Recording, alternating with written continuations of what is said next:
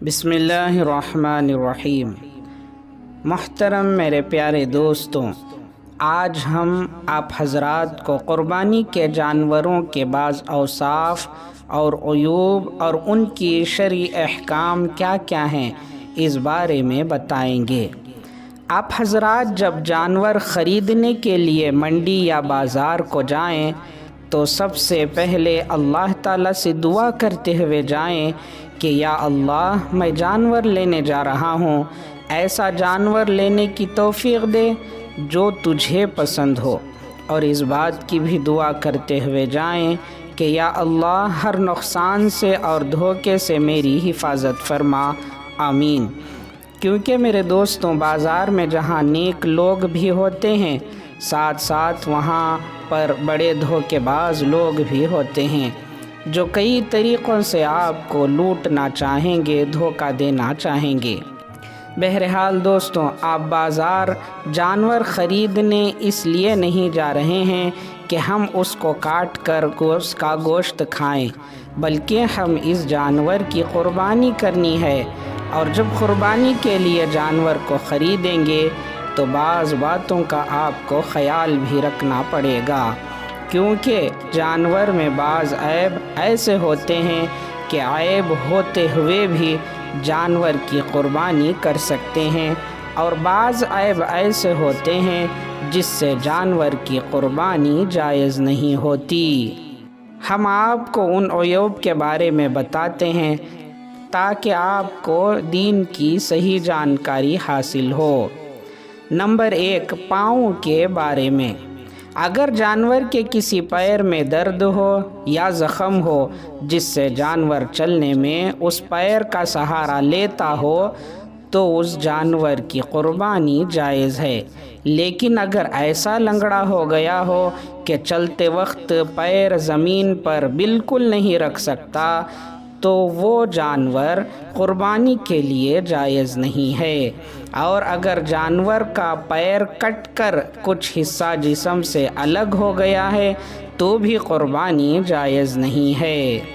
Number 2، دانت کے بارے میں۔ دانت ٹوٹے ہوئے ہوں مگر چارہ کھا سکتا ہو تو قربانی جائز ہے، لیکن اگر جانور کے اکثر دانت ٹوٹے ہوئے ہوں کہ چارہ بھی کھا نہیں سکتا تو قربانی جائز نہیں ہے۔ نمبر 3، کان کے بارے میں۔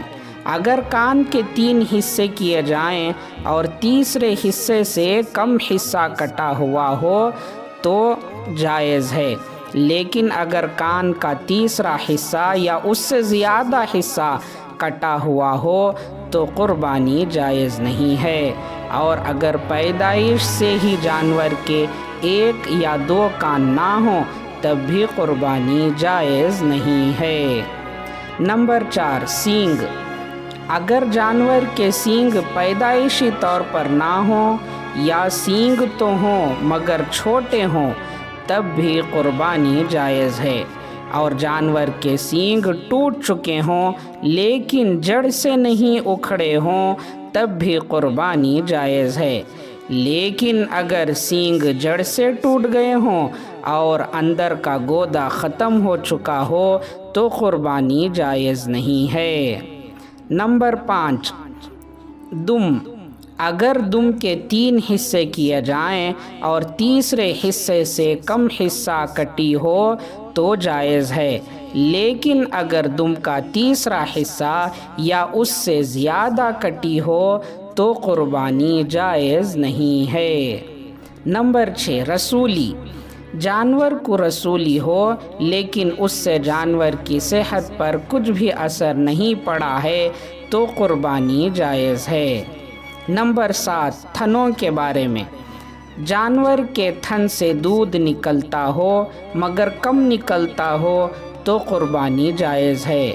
اونٹنی، گائے یا بھینس کا 1 تھن خراب ہو اور باقی 3 ٹھیک ہو تو قربانی جائز ہے، لیکن اگر اونٹنی، گائے یا بھینس کے 2 تھن خراب ہوں تو قربانی جائز نہیں ہے۔ اسی طرح بکری کا 1 تھن اگر خراب ہو تب بھی قربانی جائز نہیں ہے۔ نمبر 8 آنکھوں کے بارے میں، بھینگا ہو، نظر 1/3 سے کم متاثر ہو تو قربانی جائز ہے، لیکن اگر کانا ہو، 1/3 سے زیادہ بینائی متاثر ہو یا جانور اندھا ہو تو قربانی جائز نہیں ہے۔ ناک کے بارے میں، اگر ناک میں رسی ڈالنے کے لیے سوراخ کر دیا گیا ہو تو قربانی جائز ہے، لیکن اگر جانور کی ناک کٹی ہوئی ہو تو قربانی جائز نہیں ہے۔ زبان کے بارے میں، اگر جانور کی زبان آدھی سے کم کٹی ہوئی ہو تو قربانی جائز ہے، لیکن اگر آدھی سے زیادہ کٹی ہوئی ہو تو قربانی جائز نہیں ہے۔ نمبر 11 حاملہ جانور، جو جانور حاملہ ہو اس کی قربانی جائز ہے۔ نمبر 12 خصی جانور، جس جانور کو خصی کیا گیا ہو اس کی قربانی جائز ہے۔ نمبر 13 کمزور جانور، جو جانور دبلا پتلا ہو لیکن چل پھر سکتا ہو تو اس کی قربانی جائز ہے۔ جو جانور دبلا پتلا ہو اور اتنا کمزور ہو کہ چل پھر بھی نہیں سکتا تو جس کی ہڈیوں میں گودا باقی نہ رہے، ایسے جانور کی قربانی جائز نہیں ہے۔ میرے دوستوں، اور ایک مسئلے کو دھیان سے سن لیں اور سمجھ لیں کہ جانور پہلے سے صحیح سالم تھا، اچھا تھا، ذبح کرتے وقت کوئی ایسا عیب پیدا ہو گیا جس کے ہوتے ہوئے قربانی جائز نہیں ہوتی تو ایسا عیب معاف ہے۔ جیسے گراتے وقت جانور کی ٹانگ ٹوٹ گئی یا بھاگنے کی وجہ سے جانور کی کسی جگہ ٹکرایا اور اس کی آنکھ پھوٹ گئی، ضائع ہو گئی، تب بھی اس کی قربانی درست ہے، صحیح ہے۔ اللہ پاک ہم تمام کی قربانیوں کو قبول فرمائے، آمین۔ وآخر دعوانا ان الحمد للہ رب العالمین۔